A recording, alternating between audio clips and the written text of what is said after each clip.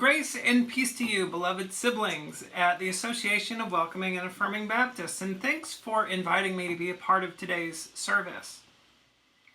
I first discovered that AWAB existed when I was in seminary, something like 15 years ago or so. Back then, I would not have considered myself part of the LGBTQ plus community, just somebody who wanted to be an ally, and someone for whom a church with doors that were wide open was an appealing prospect. I remember feeling grateful, if a little bit surprised, that such an association as this even existed. I was raised in a small town Baptist church that proudly embraced the label fundamentalist. That was my world, and I really didn't know anything else. But as I grew into adolescence and pursued a calling into ministry, I started sensing little nudges here and there, away from the confines of that harmful way of being the church.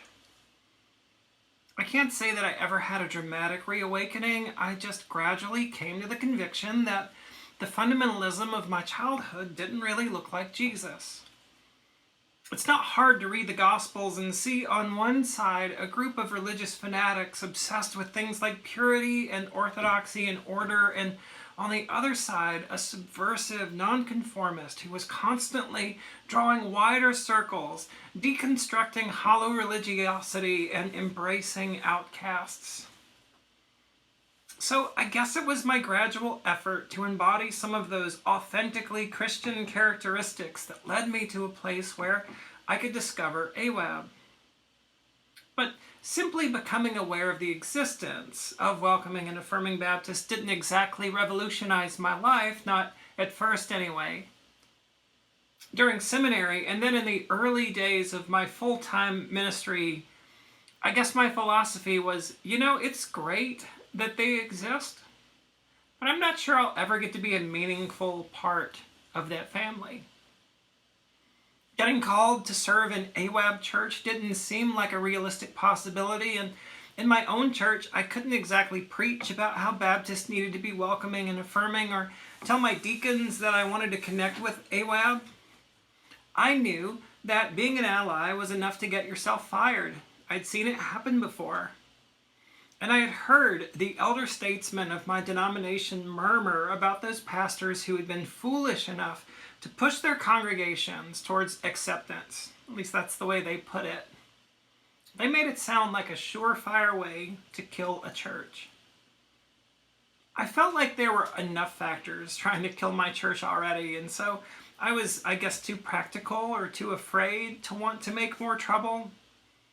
And plus, in those days, I was convinced that I was just a cisgender, heterosexual man, one who had dreamed of being a woman since about 5 years old, but who was definitely not transgender.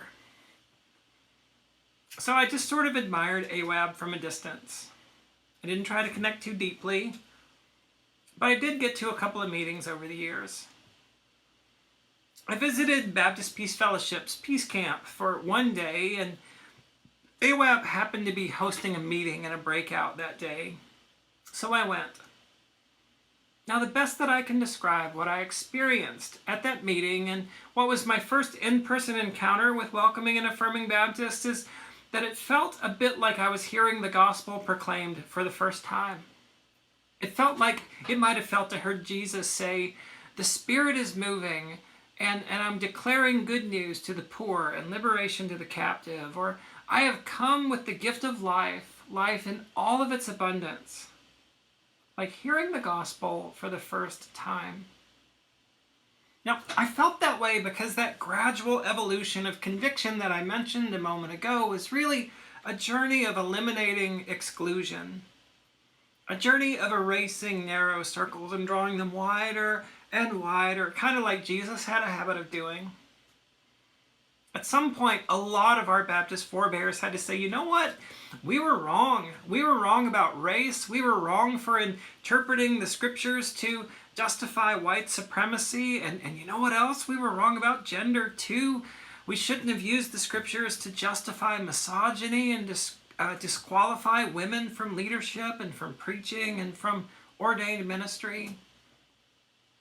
In so many instances like those, our gospel wasn't really good news. There were exclusions if you weren't white or if you weren't a man. Now, I don't mean to suggest that the church has solved these problems.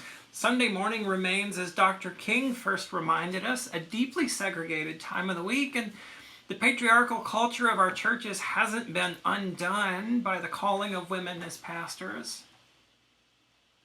But still, there had to be, at some point in the faith journeys of a great many people, people like us, people like me, a sort of reckoning. A recognition that we have gotten something wrong.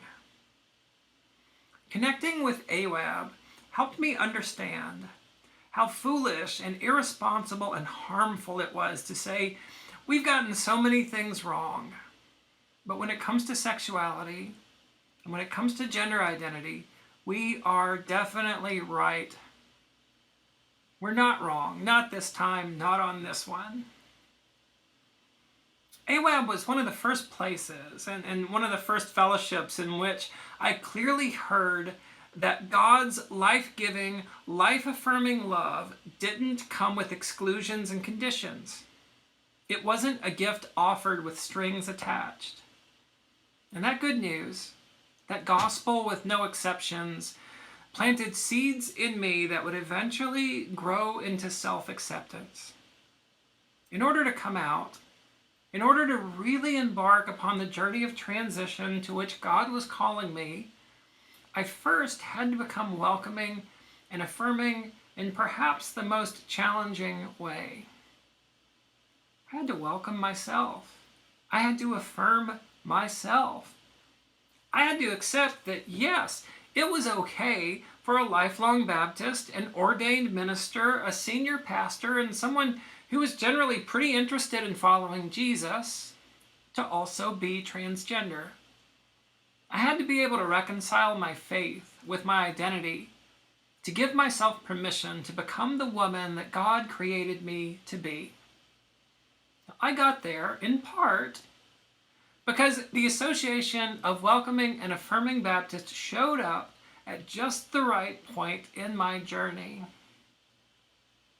And now that I find myself unemployed, a pastor with no congregation, wondering what I'm going to do with myself, now that so many of the worries I had about coming out are being realized and I don't know what's going to come next, now that I am still somehow caught in that in-between space between leaping and landing and still trying to just figure myself out and figure out what it might look like to live an old calling under these new conditions. Now that all that's going on, I'm counting on God's everlasting love and persistent grace, both of which are manifested in friends like you, to surround me, to offer me reminders that I'm not alone. So thanks for being there, for me and for so many others on the journey towards belovedness. Thanks be to God. Amen.